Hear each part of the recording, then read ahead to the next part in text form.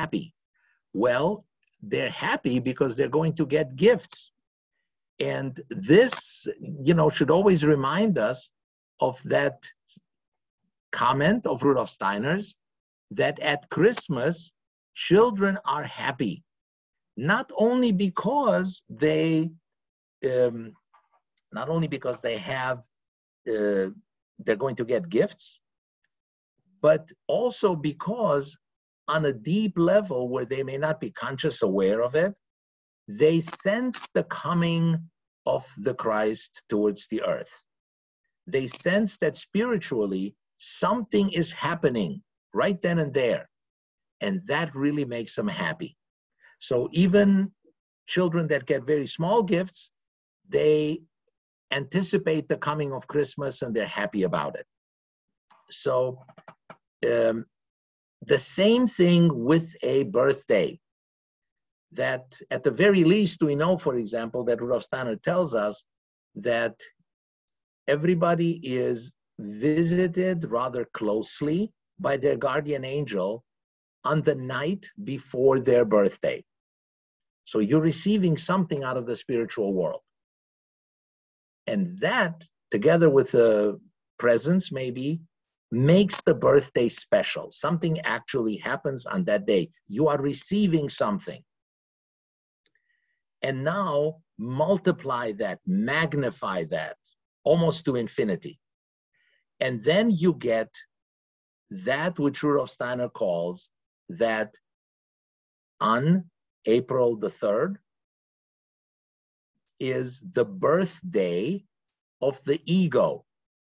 So that on this day, we are all receiving a gift to our birthday, to our ego.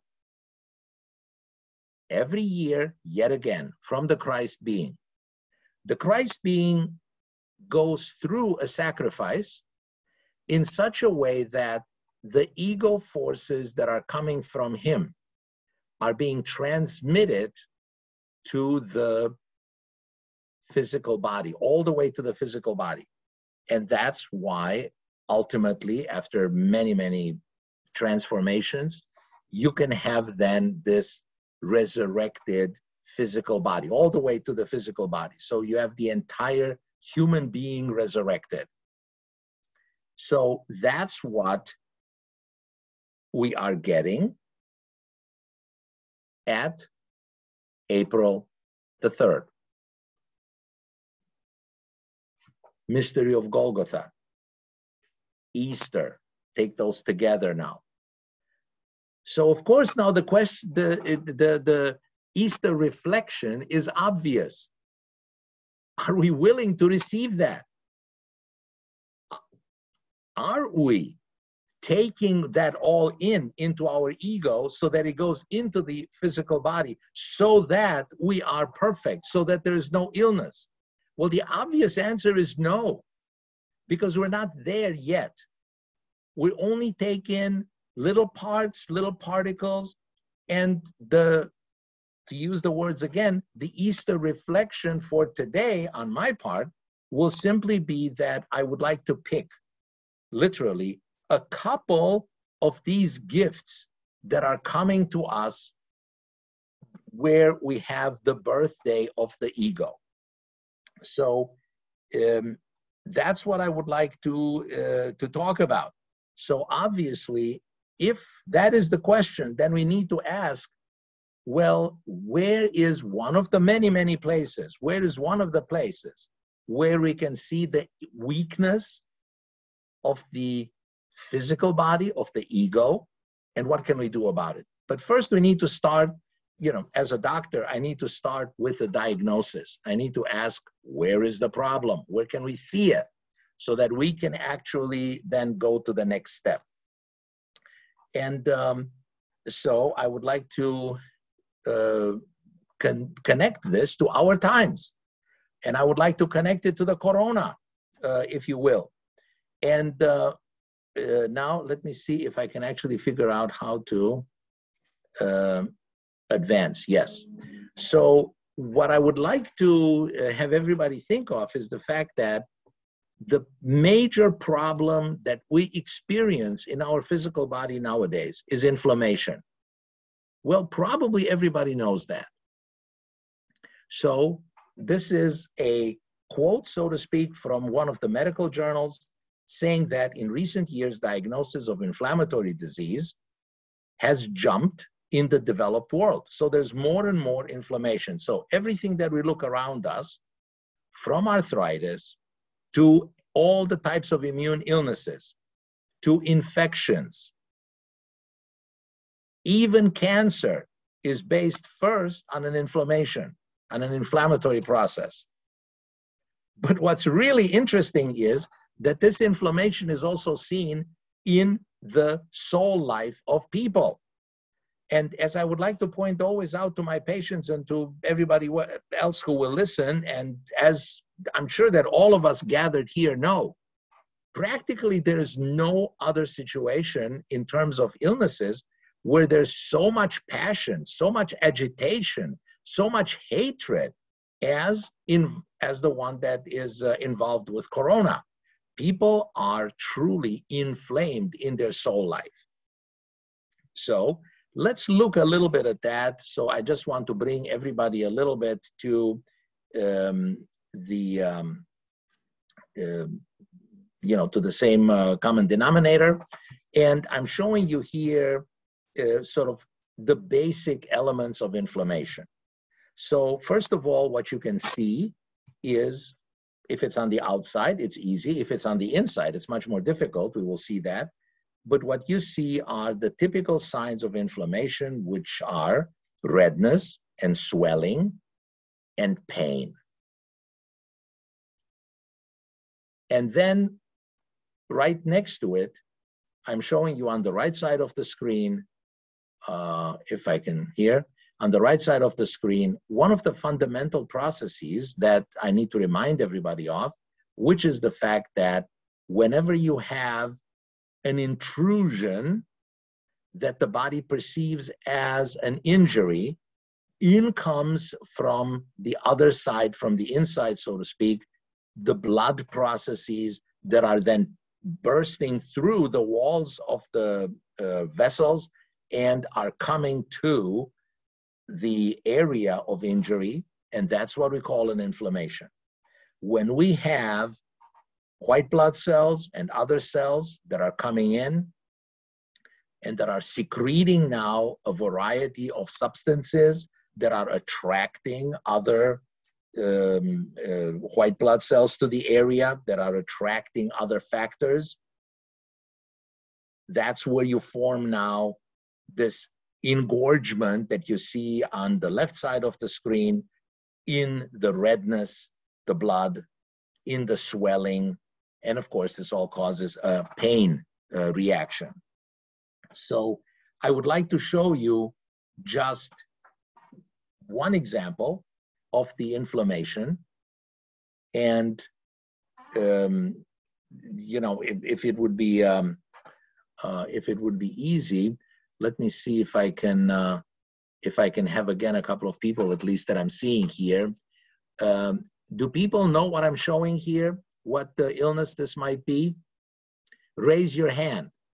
Just if you know, raise your hand. Yeah, well, aside from Andrea. That doesn't count. Family is never allowed to play in the games. Okay. I'm happy to see that. Oh, look at that. Okay, Judith knows. Good. So there's a couple of people who know, right? And the phenomena that I'm showing you here, interesting, this inflammation, let me get it back up here to the right place. Here we go.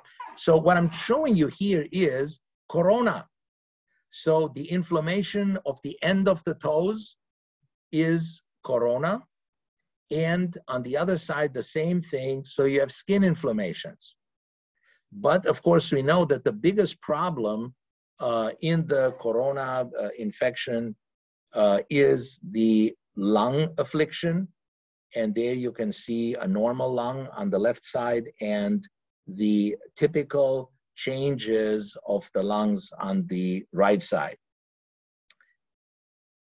I don't want to discuss it too long, but I just wanted to make this brief presentation so that everybody knows where we're at, which is that inflammation involves a burgeoning of the blood outside of its boundaries, going to fight something else that's coming at it. Okay? So let's go now to, without further ado, let's go now to a place that I want to discuss in more detail, and that is that Rudolf Steiner is giving 2 lectures that I would like to put together here. And I'm going there because you can see the quote at the bottom where it says that in recent years, the diagnosis of inflammatory disease has jumped in the developing world. But the causes for this increase in out-of-control immune response are still not clear. So first of all, you can have an immunization, not much understood. You have an inflammation, not much understood. Why does that happen? And then, of course, you have literally adding insult to injury, that this inflammation does not stop, that it just keeps on going. Physiologically, the reason why it keeps on going is because these white blood cells, they secrete these substances that are called cytokines, and those are stimulating other white blood cells. Those blood cells in turn stimulate more cytokines that stimulate more white blood cells. So it's a vicious circle that just doesn't stop in some people. So I will now like to go a little bit more into the anthroposophical view of this process. And first of all, I would like to share with you this rather stunning fact that Rudolf Steiner gives this lecture that I've put up on top on April the 3rd, 1920, part of a medical course. And please look at the date. It is the 14th lecture. And on April the 3rd, Rudolf Steiner begins the lecture. I could quote it, but for the sake of time, allow me to just simply refer to it like this. Rudolf Steiner starts it by saying, I have struggled a long time to know whether I should present this content to you or not. He's talking to doctors. And he says, but, you know, then I've decided to talk about it anyway. And the reason for that is that no matter what you do, people will find some fault in it. And the fault is that on the one hand, they're saying that we are not talking deep enough. On the other hand, they're accusing me of being a traitor to the mysteries. So I will go ahead and do what I think is right. I mean, stop and think about this for a second, right? A lecture in the middle of the medical course to doctors, but it is April the 3rd, and he starts first by saying, this is actually part of the mysteries. This, what I'm going to give you now, is a deeply esoteric lecture. And then in the next sentence, believe it or not, he says, I will tell you today what the mystery of the inflammation is.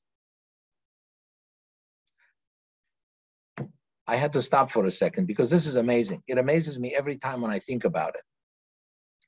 That he then proceeds by saying, in the mysteries, I will tell you what the mystery, what the secret of the inflammation is.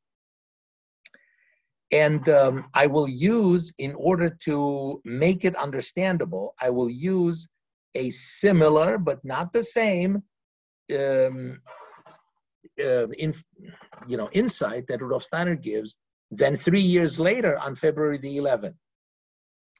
And if we have time afterwards, maybe we can talk about this. But actually, this is enough to simply say that we're bringing them together. And on this date of February 11, Rudolf Steiner puts this sketch on the board that I have there. So that's a copy of what he had on the board, actually. And there he presents specifically, let's see if I can get my pointer here. He presents a pathway of the ego forces as they come into the human being. Now, allow me to skip this in between, in the middle. And just today, let's concentrate on the path that comes from above down and the path that comes from below up.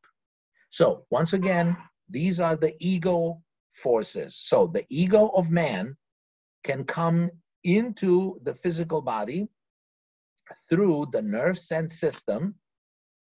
And in that case, it has actually a catabolic, a destructive activity, which allows for thinking and the spiritual processes to occur. So that we need to keep in mind. From below up, the ego enters first the astral body. Then it goes from the astral body into the etheric. And after it has gone through the etheric, then it actually unites itself with the physical body and it forms what we call the metabolic processes. Now, we kind of like, if we listen to some lectures by speakers and if we read some anthroposophy, eventually everybody comes to this understanding, this fundamental understanding that there is a movement from above down that is related to the nerve sense system. There is a movement from below up, which is related to metabolism. But what I want to emphasize here is that we are talking now specifically about the ego. So let's keep that in mind for a second. And now comes an important comment that Rudolf Steiner makes in 1920 already. And then he doesn't do that again. And that is the fact that when the ego comes into this nervous sense and fractures, crumbles, cannot really incarnate properly in this nerve sense system, then metabolic forces from below are pushing up. And that leads to inflammation. Okay? So it's not just a little of this, a little of that, but rather that there is a fundamental weakness in the ego process that goes from the nervous sense system in such a way that it allows this upwelling of metabolic forces, of the blood forces specifically, to come up. And now watch this as a couple of examples. Up to 80% of COVID-19 patients have symptoms related to the nervous system, such as disturbances like brain fog, headache, epileptic attacks, fatigue. So let's just stop there for a second. What is fatigue? Fatigue is when the ego is not anymore in the nerve sense system. You're not awake. Literally at night, the ego goes out of the nerve sense system, then you're unconscious, you go to sleep. Headache. What is headache? It's sort of a classical anthroposophical concept that a headache is an overabundance of blood forces in the nervous sense area of the head.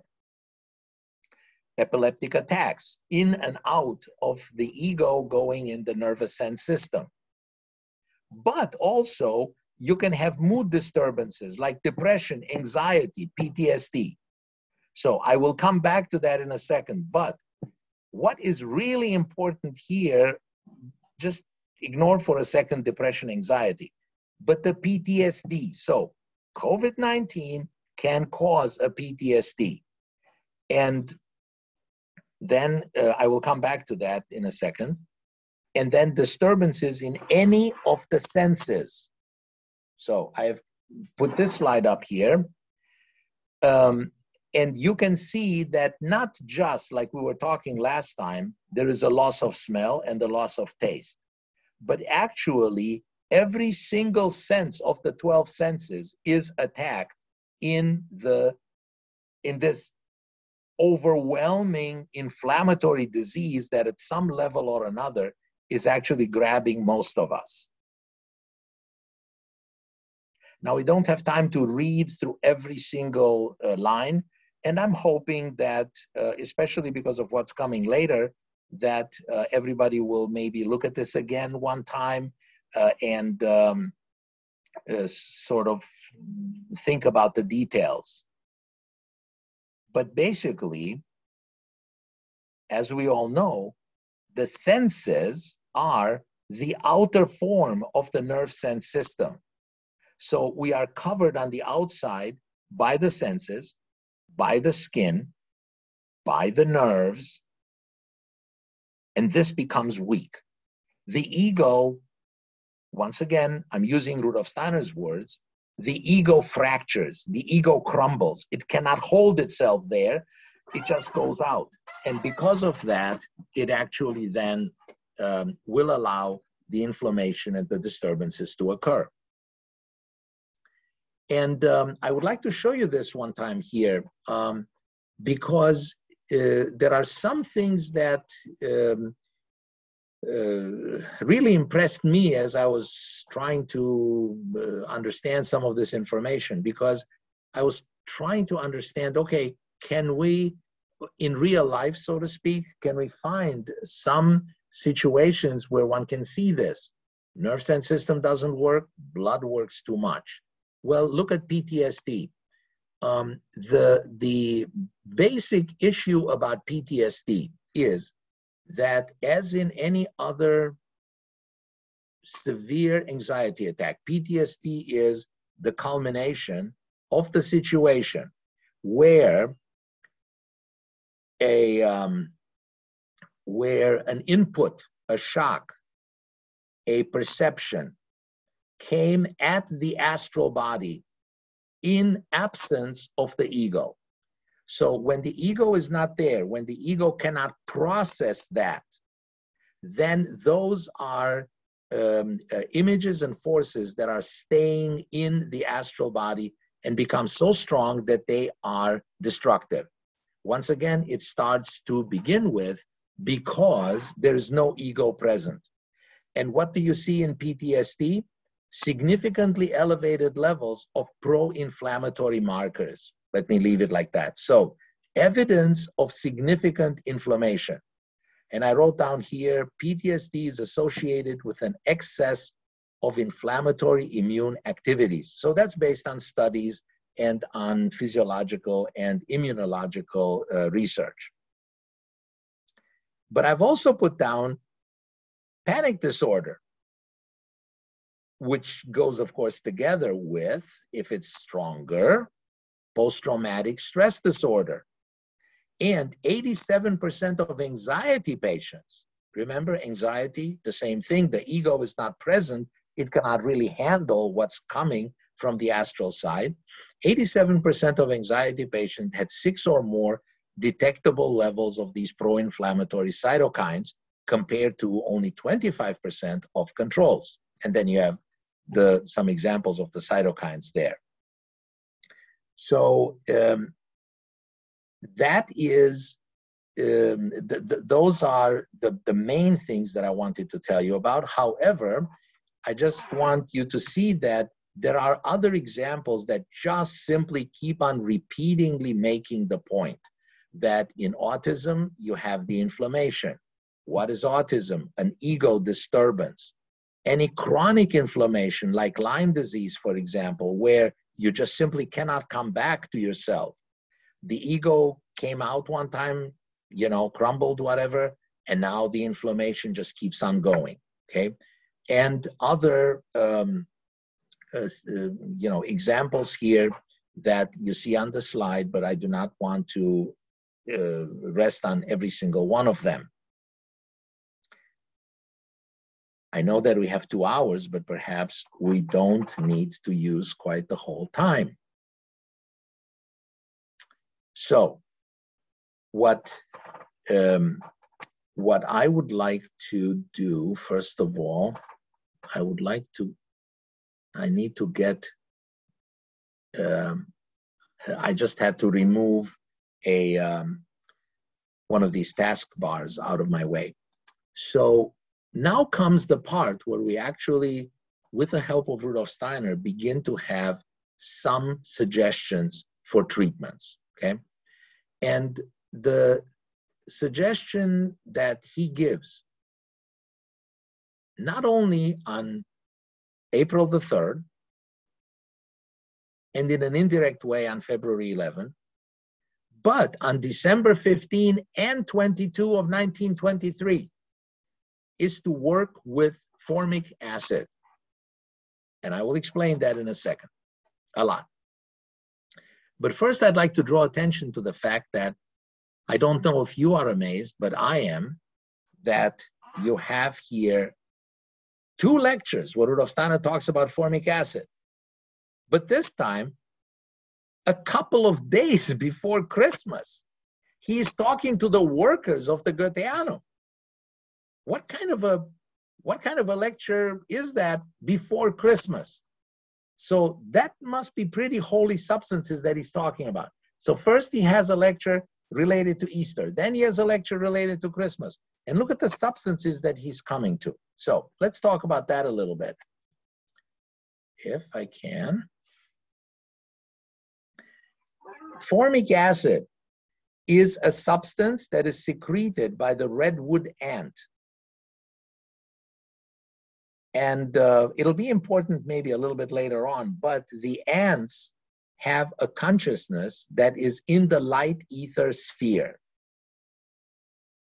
So the ants form these huge, mounds that you see here. And natural science says that they are important in order, they secrete the formic acid, A, as protection, and B, in order to, for example, degrade, digest, let's say, the wood of trees that have fallen, and without them, there would be an incredible amount of mold and literally undigested substance in the forests. So relatively mundane. I think that it is rather surprising then when you read Rudolf Steiner's comment that the formic acid is essential in the human body in order to, surprise, bring the ego back into this nervous system. Bring the ego closer to the physical structures that are needed. One can only say, I rest my case. This is what formic acid does. In fact, Rudolf Steiner says there's a whole number of other electrical and telegraphic functions that would not occur in the world without there being some formic acid in the earth. So here I would like to I'd like to show you a little bit of this, what formic acid actually does. And I have put there the names that it's also as acidum formicum and formicum acidum, because we make, not we, just in general, the homeopathic world, the anthroposophical world, we doctors, pharmacists, make formica into remedies. You would expect that. When I'm saying that it brings the ego back into the upper human, I mean, that's huge. And specifically in situations of lack of vitality. Now, all of the things that I've written down here are from Rudolf Steiner. This is Rudolf Steiner talking. Lack of vitality, he says. Then he says, word finding difficulty. Please, senior moments. I'm so happy that I don't have one right now. Possibly because I've tried to, breathe in some of this acid. And let me tell you, don't do it with 100%. It bites. One can use it for lung mucusiness and COPD. One can use it in gout and rheumatic conditions because it increases the effects of anti-inflammatory therapies. As a doctor, I can think of about 1,000 places where one would begin to use that. If you just keep in mind what I said before, what the number one problem is, then you begin to have some respect for Rudolf Steiner, even from this point of view. And then just remember what I said even before that, when I was talking about what are the gifts? What are the gifts that are given to us? Okay? So here goes. There is oral formulas, like for example, Formica 6X. One could do inhalations, but then you need to have to talk to a doctor. And there are, I would like to mention this, that I'm involved with True Botanica Company, for those who don't know that. And we are making their Formica 1% for bath water, so that you take 1, 2, or 3 tablespoons, and you can add that to your bath water, and you can take a bath in that. So now from the outside, the Formica is bringing in this ego that is too much out. It brings it back into the body. Okay, and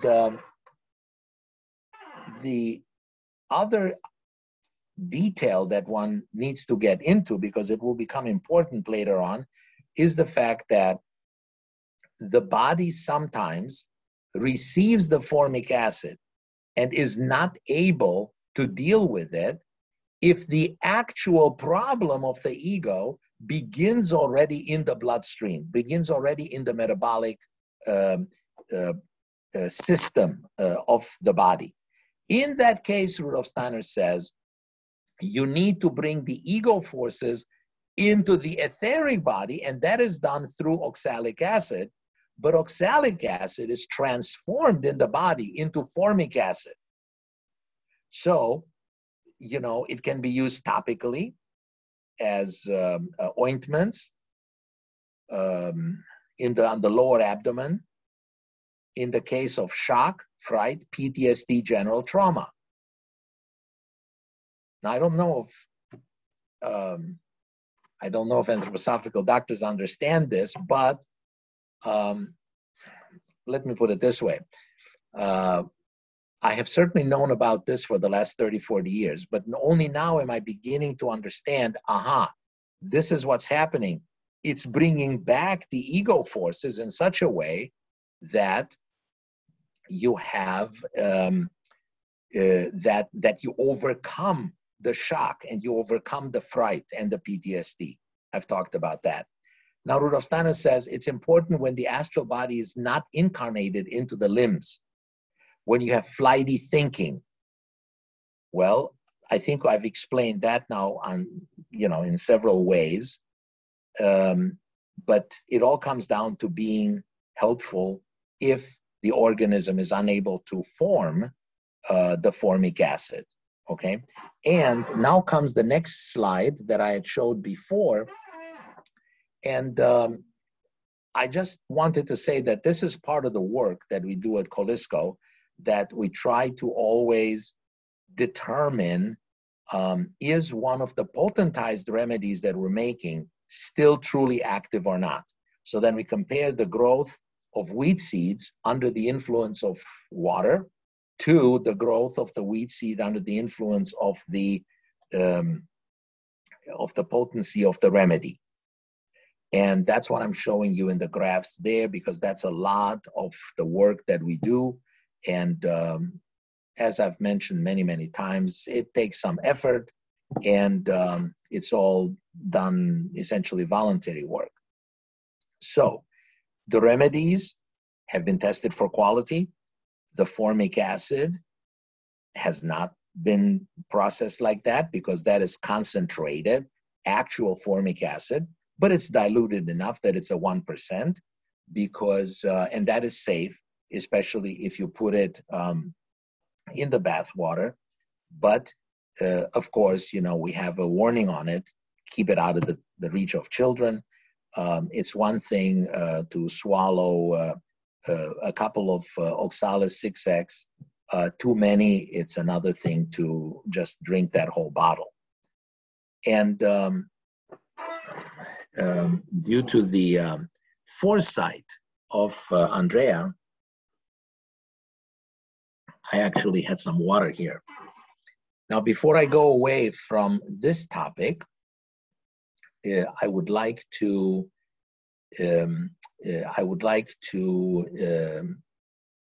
add. I'm going to give you a couple more examples, but I would like to add here that really you can actually see them, among our participants here, Mark Kamsler and Andrea. I hope they're still here. But anyway, I can't quite see him right now because I cannot open the proper window. But really, a lot of this work would not be possible without them. I'm saying this every time because it's every time the case. Mark Kamsler actually put together the formic acid bath water.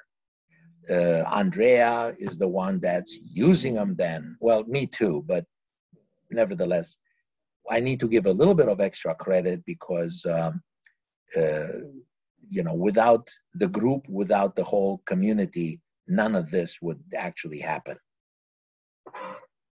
So I would like to go to the next slide here.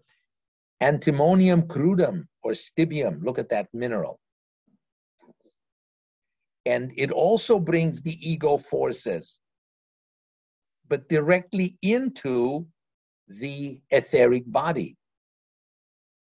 And look what Rudolf Steiner says to it. It brings together Moon, Mercury, and Venus forces. So I'm bringing you these so that one can see that there are several ways that one can do it. So Rudolf Steiner in that lecture has the classical oxalis, formica, but then there's a couple of others that I'm just mentioning here, just for you to see that there is that there's actually a little bit of an art to what one picks, okay? And in the lecture of April the 3rd, Rudolf Steiner relates the entire nervous sense system to the formation of the eye, the oculus, okay? EYE. And he says, in the beginning, when the body gets formed, then you have the formation of the eye completely mimicking the inflammatory processes. And then these inflammatory processes, so to speak, get pulled out into the nerves and into the senses. But at the end of the day, all inflammation is actually a displaced eye organ. So I just wanted to give you examples here of the fact that, again, one can do specific things in anthroposophical medicine to stabilize this system. One of them being that you can take the semi-precious stone chrysolite or peridot, which Rudolf Steiner says is the stone that has appeared in the natural physical world at the same time when the human eye was formed evolutionary. So the human eye fell due to the fall of man, and the etheric body started to work with the astral body, while on the outside in nature, the the eye, so to speak, EYE, remained pure. And that's why we can use that mineral in order to strengthen now the eye and the eye system, if necessary. Now you will see also, and a lot of you are using it already, why the light root is so important. Because the light root is the Dioscorea batata, which is the plant, right? So that plant, Rudolf Steiner says, has the ability in its root to gather and concentrate the light ether. So it begins to meet with the formica, right? The light ether level of consciousness, the Buddhi level in the world of formica, coming in from the other side, the root of the plant. They meet each other. And then I just wanted to separately, but I did not want to do another slide, is the arnica that he mentions in that same lecture of the 3rd of April. He finishes with that arnica. And there he presents the arnica in such a way that he says, well, if you have a trauma from the outside, you know, against the skin, against the muscles. So basically think of trauma from the outside. We always say, well, you know, I have a blood spot, I have a hematoma, I hurt. But what just happened there? What happened is that the forces of the ego have been interrupted. Isn't that astonishing when one begins to understand that it's actually a system that makes sense? So the forces have been interrupted. And then what happens? We put the arnica on it, and the arnica tells now the astral body and the rest, come over here and help me to restore the forces that are needed so that the ego can come back in again. So that's why I put it there, that the arnica helps to do that. And from an outer point of view, from a physical point of view, these are the details that I wanted to present to you. That if you think about it, and one really needs to meditate very strongly on this, to simply say, oh, there is a problem with the physical body. There is an interruption of the ego to the physical body. Why is it that Rudolf Steiner gives such examples on those very particular days? Because these are, how should I say, these are high in the hierarchy of substances that the Christ being lets us know that they will improve the ego forces, the strength of the ego organization, okay? And we should, by the way, I'm glad that I actually thought of this right now, that we are talking constantly here about the ego organization, the structure in the body that the ego controls.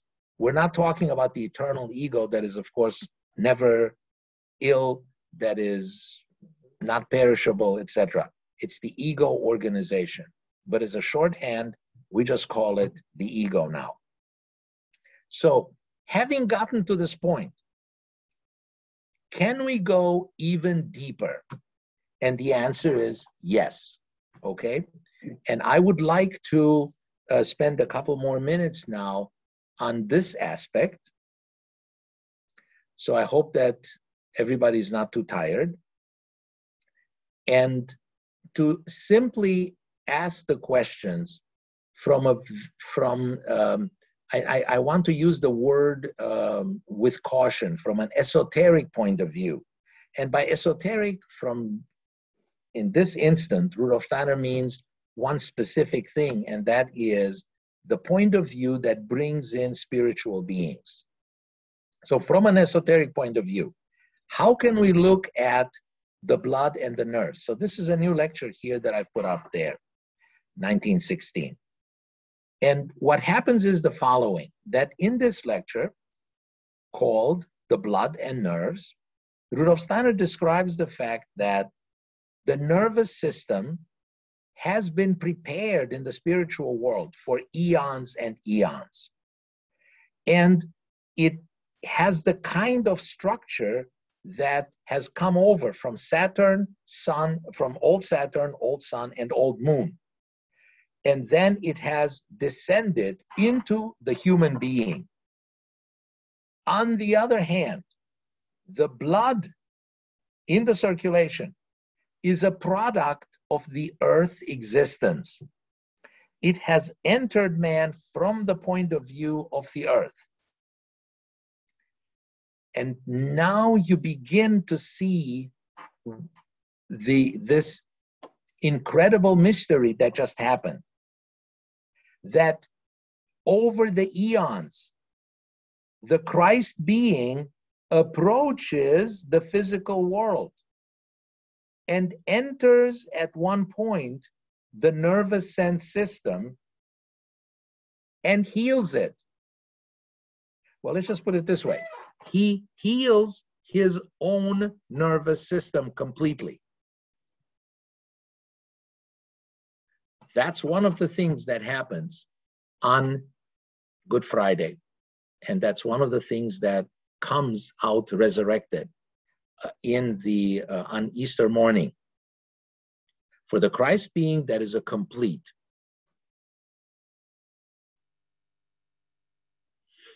And this is just, of course, one example out of the infinity, as I said in the beginning, of what all happens, right, on this Good Friday.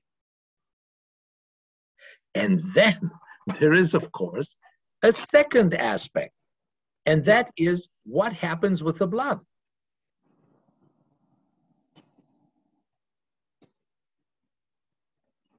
Thank you for muting yourself. And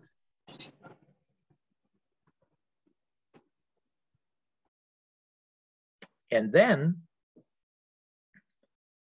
the second aspect is the aspect of the blood. And the blood undergoes an opposite direction in the human being. The blood becomes too much. The blood becomes, as we all know, egoistical. The blood becomes too individualistic. It becomes such that something needs to be taken away from it. And now we have that second mystery that you all know, but now we put it in context. And that is that on Good Friday, the Christ being loses blood into the earth, so that that excess of egoity has been balanced, so that his blood, the blood of Christ, becomes completely adequate to the human being, so that the nerve sense organs and the blood organs, and then in between they form the rhythmical system, so that they can now work in such a way that they can be resurrected, if you will. And this needs to be, this and what we're going to say next needs to be really, once again, I'm emphasizing, really meditated on and just feel it one time rather than know it. And then some interesting things happen. So, you know, I will now show you something that, you know, may surprise one or the other person. And I would like to tell you first the story. And then, of course, you will understand why I'm suddenly coming up with this image in here. And this image is a sketch that Rudolf Steiner made in 1914. And it's supposed to be the cover of the curtain in the Goetheanum between that first curtain between the stage and the auditorium, a curtain that is coming down as a solid painting, if you will, mural. And then the audience was supposed to come in very quietly with some reverence and awe and just watch this mystery. It just contains everything, yeah? And then it was going to lift, and now the mysteries behind it were to be revealed. Let's just simply call it the stage. So that's 1914. In 1920, Rudolf Steiner finally finds the person that he can entrust with actually executing this. And that person, just a second, this thing is covering up. Okay, there we go. I just want to make sure that I see what you're seeing. And that person is a young American called William Scott Pyle. And he entrusts him with that task.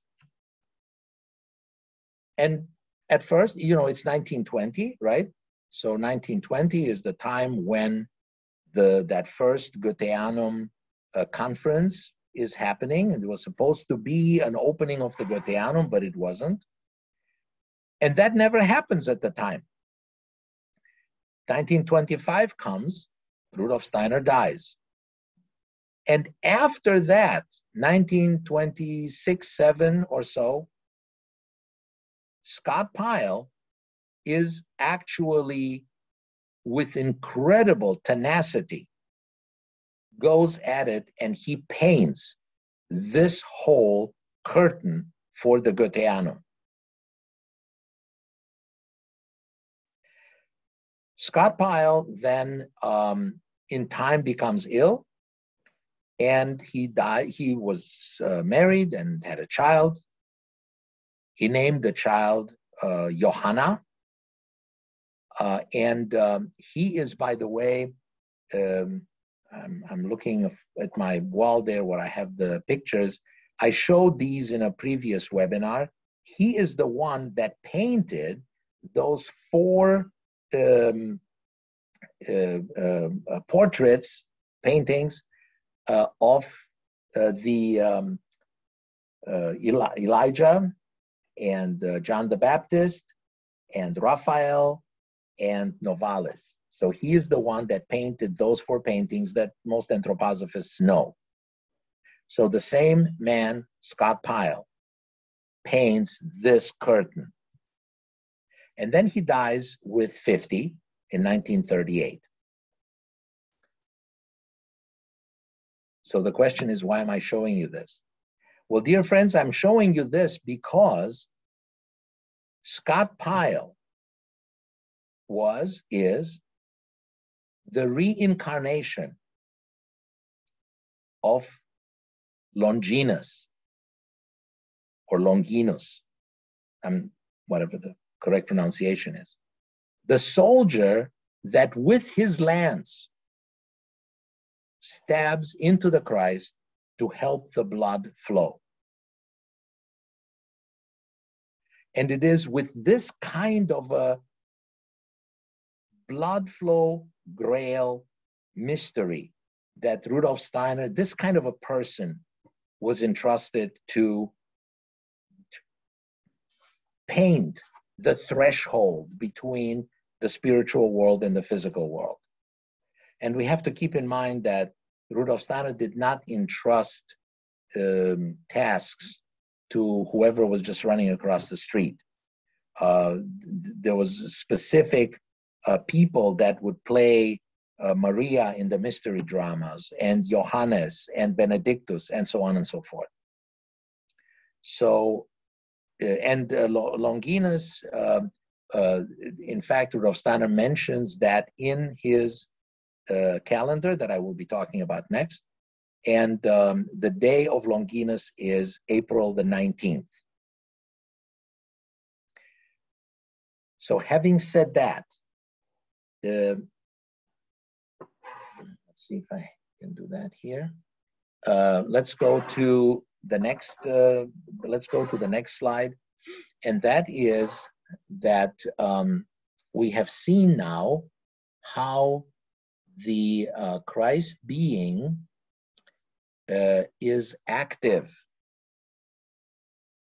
In order to understand him better, we need to keep this in mind, that Rudolf Steiner makes the point that actually really surprised me in its immensity and in its simplicity at the other hand, that we don't find it amazing that we have inheritance, and that our inherited body goes all the way back to quote unquote Adam. And that we take as being self-understood, that we have a physical body that goes back to a previous body, that goes back to a previous body. But we don't ask the same question, where would our new ego forces come from? Well, they would come from this mystery of the Christ being, if we can attract these forces enough into us that they can come to us if we do not reject them. If we come closer and closer to them, then these forces of Easter can actually come to us and be in us, so that at the end we would say with Paul, Christ in me. That's the ultimate goal. So how can we be, however, on the path? Well, we've seen on the path that we can take some remedies to at least heal ourselves a little bit. But there is more that one can do, right? We need to change our soul life in such a way that we would attract the Christ forces. And the Christ forces, through the blood that flows on Golgotha, through Easter, these Christ forces have entered the earth. They're coming out through the entire natural world. But for our purpose right now, we can say that these forces are spiritually available in the thinking and in the willing. So we need to demonstrate, we need to, we need to gather the spiritual forces of the Christ in thinking and in willing.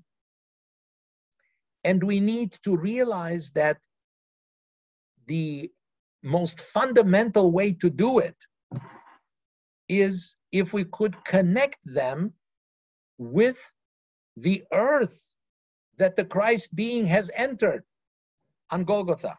This earth that every year comes out fresh out of the ground in the form of the plants, in the form of the fact that we feel rejuvenated in the spring and we don't know why. How can we make all these forces conscious? Well, I suggest that that is the purpose of the calendar of the soul. And as you all know, the uniqueness is that Rudolf Steiner starts the calendar of the soul indeed with Easter morning, with the Sunday of Easter. And as you can see on the right side there, when he gives out the calendar 1912, he says it's 18 and 79 years since the birth of the ego. He leaves it like that. But maybe after today's presentation, discussion, whatever, I would like to suggest that no, it's not today, 1988 years after the ego actually led to a rebirth of the thinking and the willing. But it is the day when we realize that for 1988 years, the Christ being has let his forces flow into us. And if we want to get more of them, if we want to awake every year a little bit more, it will help us if we go with the verses in the calendar of the soul, which, if you look at them carefully, you will see that every single one of them is the connection between the thinking and the willing in a way in which the Christ presents them through his resurrection forces. I just hope that I'm being at least a little bit clear. And, you know, I just want to point out to everybody, whoever doesn't know that a long time ago, not knowing what I'm saying today, where, trust me, that I've come to a new understanding of what this is all about. But way before, we just wanted to literally say, if Rudolf Steiner thinks that's important, we will look at it at least one time, and that's exactly what we did. Not enough, but we did, which is that we have gone through the whole calendar of the soul. We have put it on the Kolisko Institute. You see here the link at the bottom, koliskoinstitute.org/calendar of the soul. And there's a couple of things that are special. One of them being the fact that we have translated every line individually, which is important because Rudolf Steiner is giving, at the same time that he gives the verses, he gives the eurythmy movements that belong to it. Remember that place in the Bible where they bring in the woman that has sinned and they want to stone her? And he says to them, let the one who has no sin throw the first stone.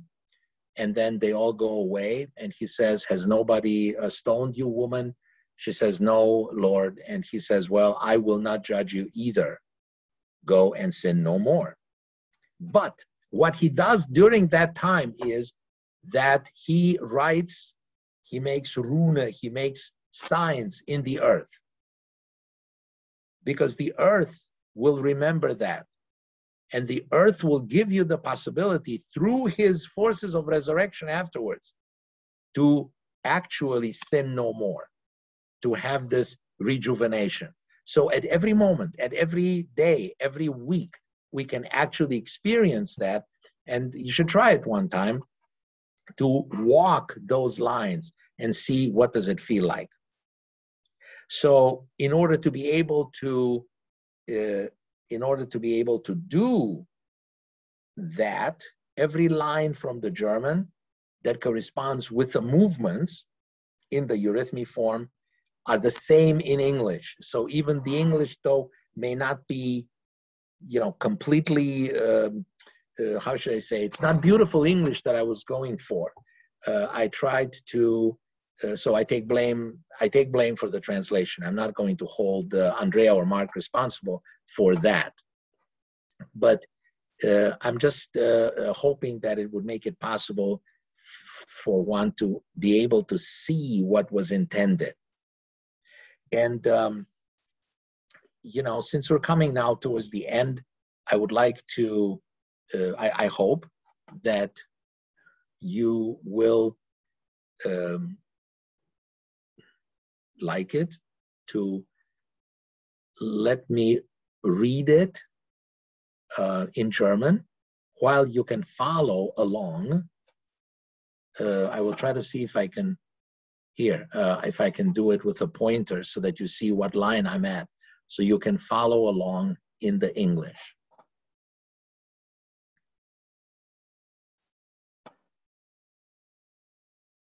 wenn aus den Weltenweiten die Sonne spricht zum Menschensinn und Freude aus den Seelentiefen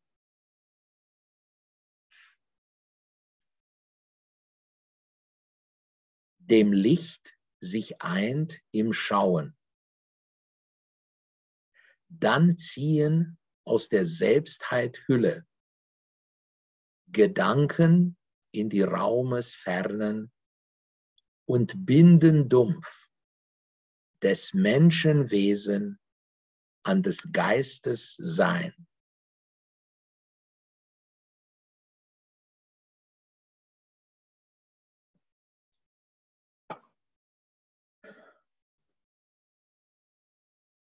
A happy Easter, I wish everybody. Thank you for being here. And let's think about all of this into the future.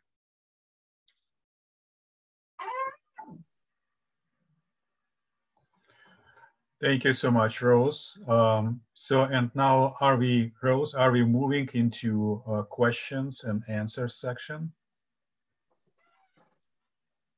Or comments? Comments, maybe, yeah. Yeah, if yes, dear friends, yes, let's use chat window for sake of order. So we will create a virtual line of questions. And please do not type whole question, just type Q and dot. So, and we will know that you will have a question. And we have your name.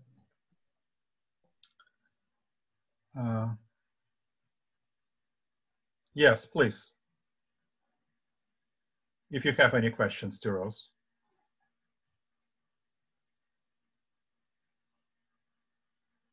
So it's a lot of thank yous coming. Thank you. Oh yeah. Well, that's good to hear. You don't have to have any questions. It's a lot of material. You know, we can leave it like that. But one way or the other, we will keep the channels open, just so that nobody gets cut off. Yes, session is recorded, and I hope it will be uploaded on our website in a few days after editing. So thank you, Rose. Thank you. There is a question. Oh, wow. Now it's too many of them. So let me just get back. Thank you so much. Thank you so much. It was a question. Okay, let me get organized here. Helene, I see you. Your turn will come. We will not forget you. It's okay. I got it. Yeah. Yes. Okay. We have a question from Megan Collins. Megan, could you please unmute yourself? Megan? Thank you. And yes. Thank you very much, Ross, for this wonderful work. Could you say anything about, or did Steiner say something about in the 1923 lecture where the out of control immune response in the developed world was coming from? Well, you know, I think that's what I was trying to say in this presentation, yeah? That it's coming from the fact that we are so poorly incarnated that our egos are not anymore in our physical body. And that leads, as a first consequence, to inflammation. And then sometimes it's an inflammation in one direction and sometimes in another. Okay? Okay. But the fact that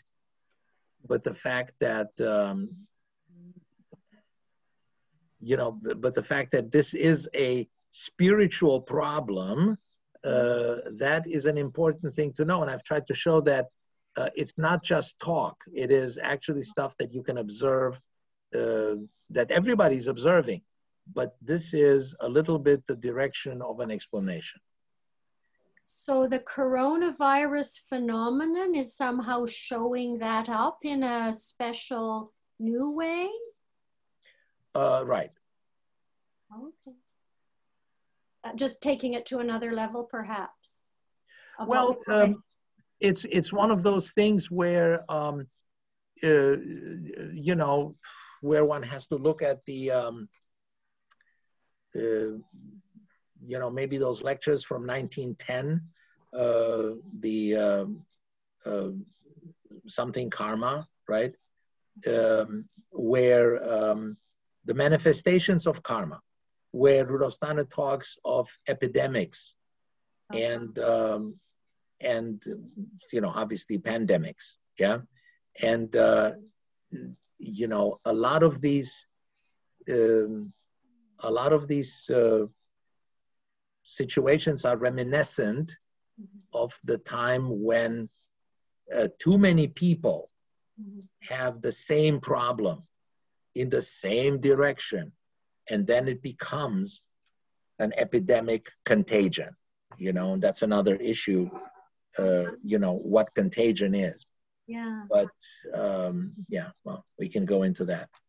Wonderful. Thank you. Yeah. Thanks. Question from Andrea Rentea. Can you show the movement of the soul calendar? I believe eurythmy movement, right, Andrea? Andrea, please unmute yourself. Andrea. Yes, I wanted to see if he could say the words and then show with the pointer where one would be walking on that last diagram. Right. Too complicated. Let's prepare that for next time. Right now, I'm sitting in front of a camera that has an eye this big, and we need a big, you know, we need a big camera to be able to show that appropriately. Yeah, thank you. Okay, our friend Andrew Linnell is next. Andrew?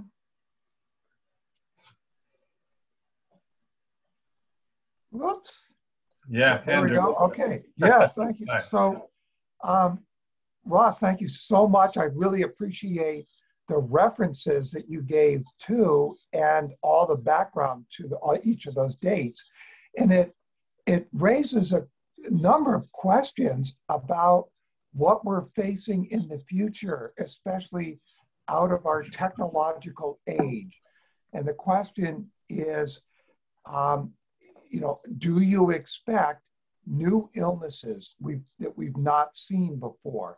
Maybe they arise out of viruses like corona, but other sorts of new illnesses and illnesses related then to the presence or lack of the ego.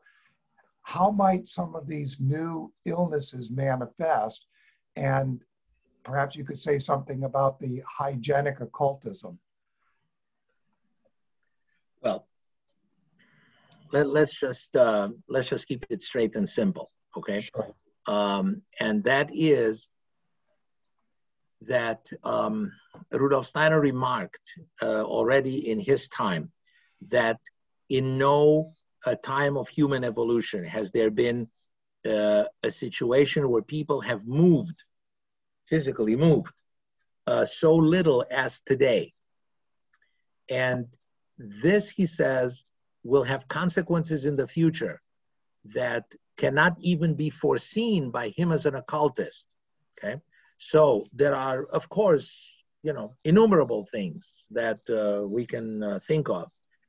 In the future, there will be many more infections. In the future, there will be many more calls for immunizations. Yes. But what I would like to mention today is that one of the things that we notice is that we're sitting, all of us right now here today, nobody's moving, even less than we always did. I mean, we got together at least at the end of every conference I would ask everybody, come, let's do some eurythmy together. Well, forget that, okay? So we're just kind of sitting here in front of a screen. So the only thing that I can practically urge everybody to do, please do the eurythmy. It is something that the Christ being has revealed to us, and Rudolf Steiner makes a point that Ahriman is very much against it, and Rudolf Steiner tells the eurythmists, hey, you've got to put up with it and you've got to fight it. But for the rest of us, let's just ask ourselves the question, are we even doing 5 minutes of eurythmy a day? Movements that are completely coming from the ego, right? They're conscious from the ego into the astral body, because there's a soul component to it, feeling, into the etheric body, it's visible speech, and then it lifts the physical body. You cannot have anything more direct if you want to say, I want to experience one time what at a nano or pico tiny level the resurrection forces look like, then to try to do some of this eurythmy. And to make yourself conscious during that time, even if you do something as simple as E, Ah, O, yeah? Even if you just do it like that with the fingers that I did right now. But of course, you know, it would be good to do it bigger, because you may, probably everybody's heard of this. If you have people that have Parkinson's disease and they're very shaky and, you know, encrusted and spastic, and the first thing that you do to make it better for them is to have them make huge movements, large writing, for example. They say L or N, really large movements. Well, just think what happens if you do that eurythmically now, okay? Those are transformational forces. So, enough theory, do it. Yes, Andre. Yeah, next is Ken Launer. Ken, please unmute yourself. Hi, thank you very much. I really enjoyed it.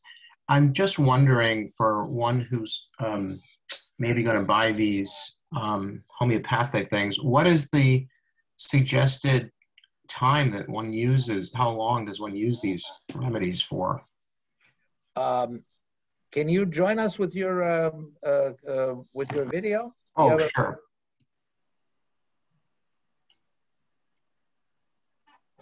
Hi, good to see you. Nice to see you too. Okay. Thank you very much. I enjoyed it. Right.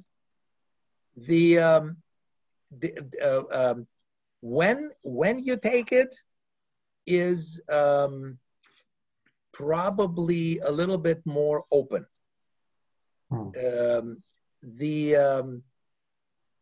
We're getting now into some pretty basic anthroposophical medicine, and I'm telling my patients, and maybe my colleagues do it a little bit differently, do it 3 times a day. And the reason why I'm saying do it 3 times a day is because the etheric body that ultimately is actually responsible in various ways for healing has 3 phases during the day: morning, lunch, dinner; morning, midday, dinner. Okay? And of course, that all depends on when you're working. If you have a midnight to morning shift and then you go to sleep, then you just have to keep that in mind. Okay? So 3 times a day. Invariably, my patients say, that's too difficult. Can I do it twice a day? Mm-hmm. Well, twice a day is better than nothing. So then, remember, like the Lord said to Lot, okay, if you find 10 people, I will save the city. Okay, fine. And I say, okay, twice a day is good. You do that. And then, of course, the automatic question is, could I possibly do it just once a day? So I don't see enough people smiling around here. Yes, maybe I wasn't speaking clearly. Okay, So don't do that. Do it 3 times a day, if that's what the poor doctor says. Why do we not have to do 3 times a day antibiotics? Well, very simple. Because they don't work on the etheric body. They just put in a spoke into the wheel, into the mechanism, and that's good enough. Okay? So that's one thing. But the other big important thing is that in general, and I'm writing right now general with huge letters, okay? So nobody should say, does that apply to me? I'm saying in general. If you have a constitution that is a little bit more, I don't know, weighty, yeah, then it's really a good idea to do the baths. If you have a very thin, tall constitution, it is better to take it internally. So that's why I put both of them there, the 6X and the bath. So that's a little bit in that direction. How's that? Thank you. You're welcome. Andre. Yeah, questions from Laura Lee. With the eurythmy, is each color form a different person moving or a different line of verse done by one person? A different person. Different person. So each color is different person, different eurythmist. Right. Okay.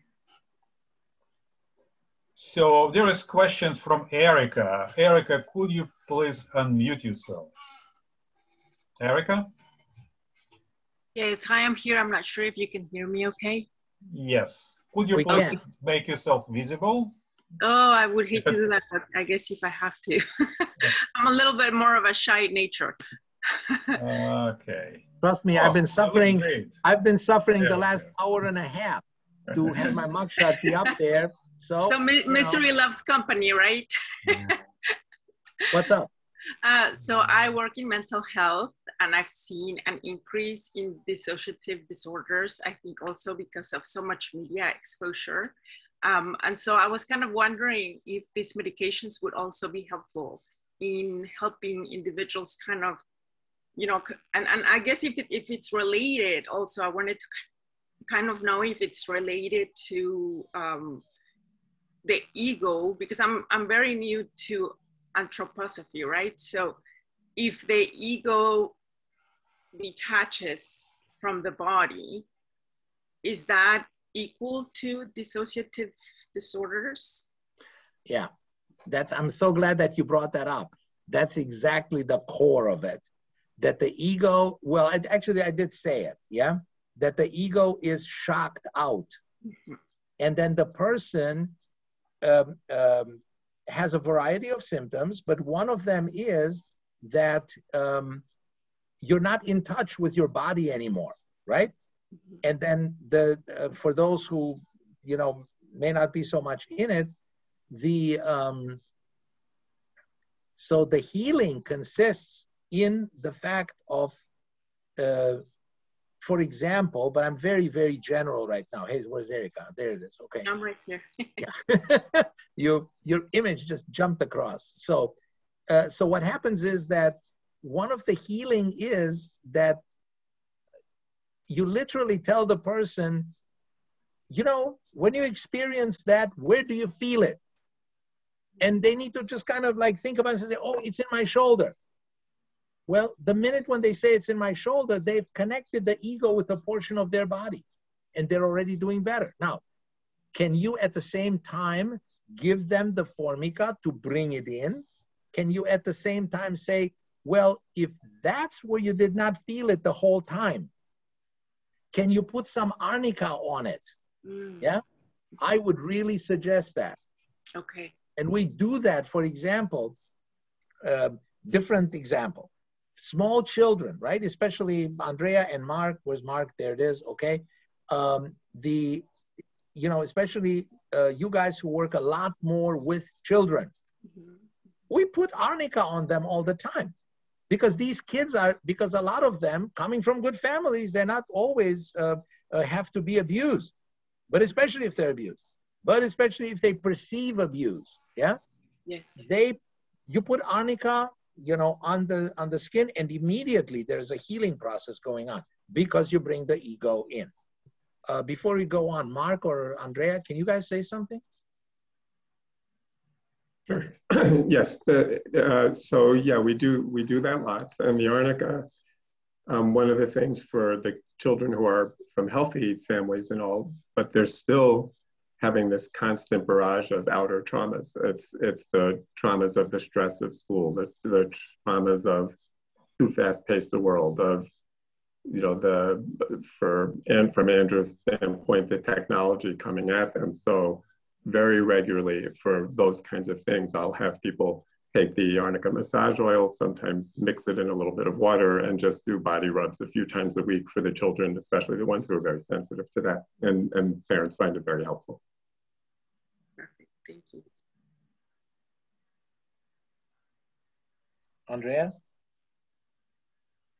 You have to unmute yourself. Yeah, sorry about that. All the children that come to me are asked after a bath to get a rub with arnica oil. All the children, all the time, no exceptions. And that is because, after a bath, much of the, they're very open. And so it can really go in. So we do recommend that always, not just in trauma, always after a bath. And I wanted to just say that my grandfather always used arnica oil after every bath. So we were saying on how to avoid this fragmentation of the ego. And I had a moment several years ago when I was remembering, why am I always harping on the parents to give hats, to use arnica, to watch the fontanelle and put arnica on the fontanelle? Always because you're trying to preserve the integrity of the ego. Always, always. So I think that's a very important question, and it's like a mainstay, I think, of anthroposophical medicine. No, thank you. Listen, I'm glad that you said that, Andrea. One interesting thing for everybody is that I was listening last night to a presentation that somebody was making on YouTube, never mind what, how. And that person was originally, very far back from now, many years ago, was a masseur, yeah? And he was in Florida, and he was massaging tourists that were coming from Europe, and he was massaging locals and people that had come from other cities in the US. And he makes the comment there that he noticed, so he's not an anthroposophist, doesn't know anything, well, he knows a little bit about it, but anyway, the point is that he was making the comment that he was shocked that the skin of the Europeans was softer than the skin of the Americans, okay? So he had no explanation. Well, we've been both in Europe and in the US, and I can tell you this, that in Europe, there is a culture of baths and ointments, and I don't know, Andrea has maybe some other words, right? One doesn't just do that in the States that much. I mean, I rarely have the courage to tell a patient, do a bath, yeah? But, I'm suggesting it a lot more nowadays, okay? First of all, I'm liberally using this arnica because that everybody understands, and they've heard of arnica. But also I would say right now, take a little bit of that, formic acid, maybe dilute it in another glass of water, and just wet, a towel with it maybe, and just rub your skin like that.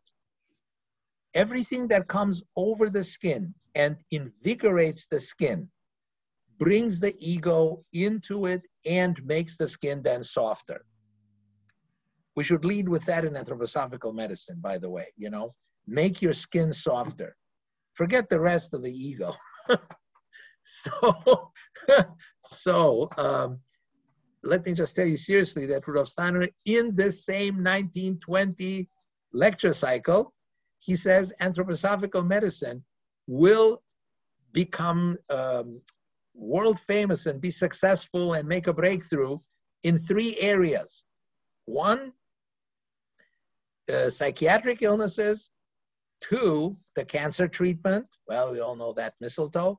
And 3, any topical treatment, any treatment over the skin. So that's why I'm so excited, and I spent some time, Erica, answering the question. Okay? Yeah. Go and hide again.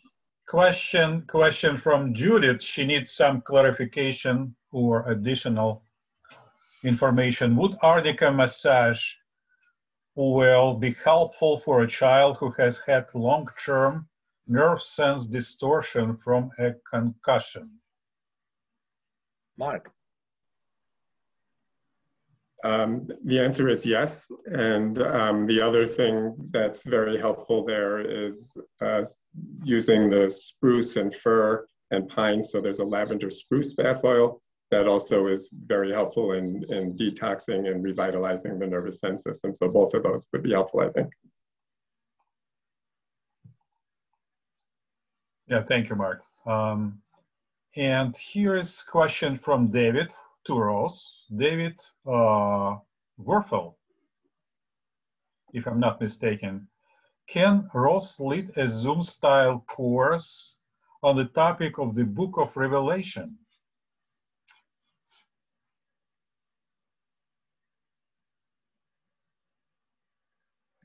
David, if it reveals itself to me, I will do that. We can, yes, I have to think about it, David, okay? Thank you. Thank you for your trust. I have spent quite a bit of time trying to get this together, what I just did.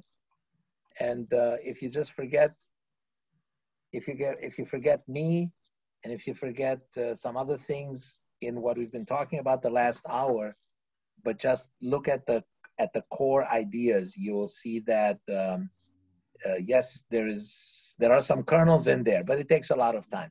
So whether I can do that with something else, I'll keep your question in mind. Okay. Okay. Thank you. I'm just putting that out there as something for the future. Absolutely. Thank you.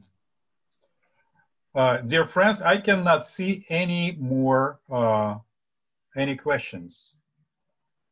It's a lot of thank yous to Rose. Yeah, so let's say, friends, it's still opportunity to ask question.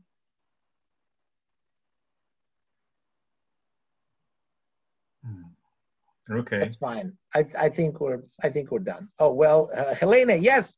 No, we shall not forget Helena. Go ahead. Let her talk. She's the last question. Yes. Helena, please.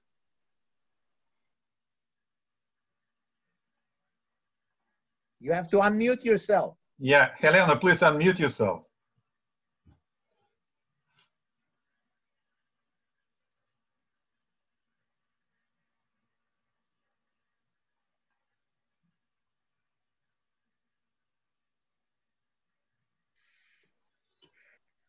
Okay, Helena. Can you, Andre, can you unmute her? I can just ask to unmute her. So let me find Helena. Okay, let me close it. So Helena, where are you?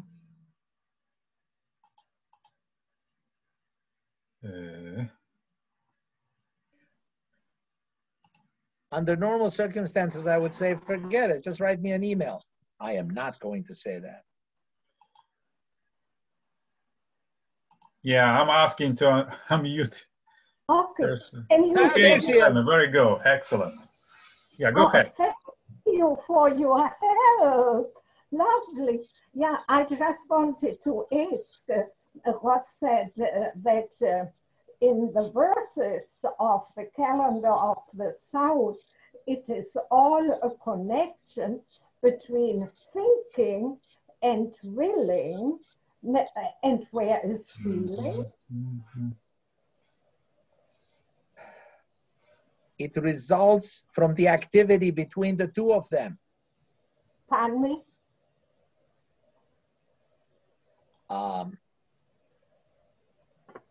Push your, I'm talking loud. You need to push the button to make your sound larger, bigger, whatever, louder. Hi, Beverly.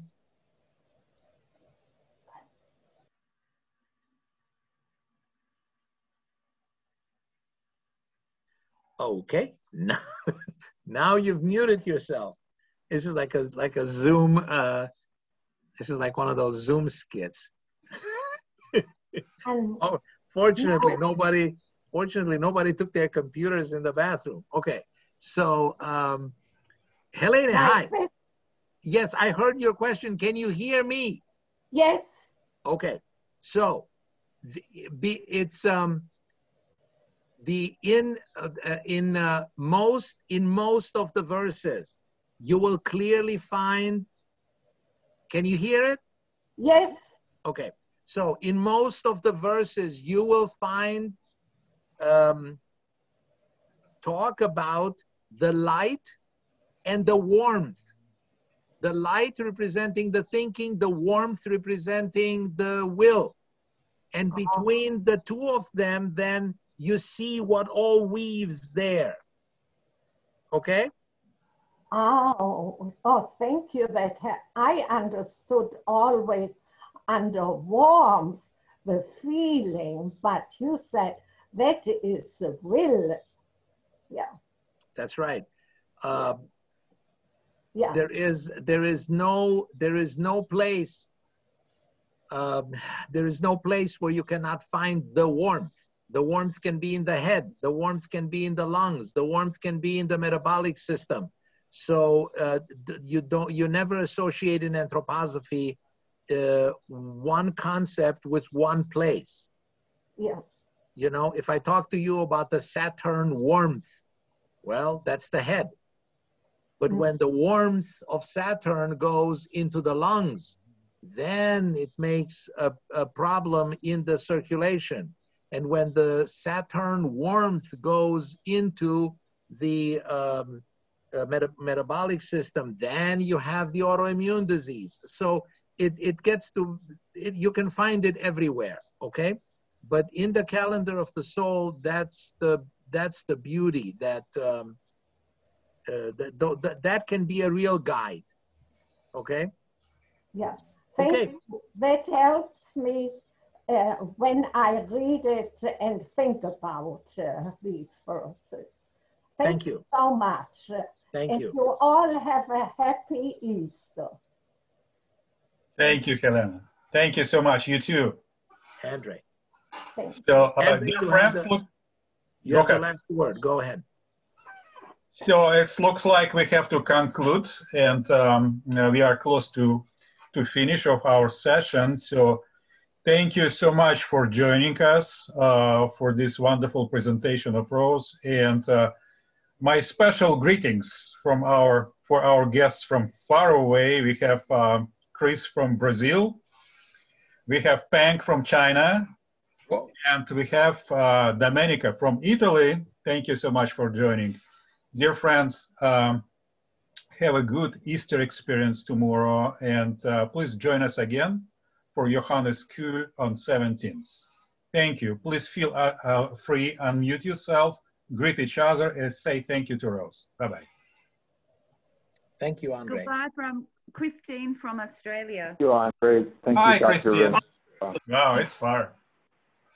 Thank you, Ross. Thank you, Ross. Thank you, and happy Easter. Thank you. Easter greetings to all. Thank Bye-bye. you. Thank you, Ross. Thank you very much. Thank you, Dr. Andrea. Thank you, Ross. Thank you. Bye-bye. Thank you very much. Thank you so Thank much. you. Thank you very much. Thank you all. Thank you, Ross. Hi, Barbara. Thank you for being here.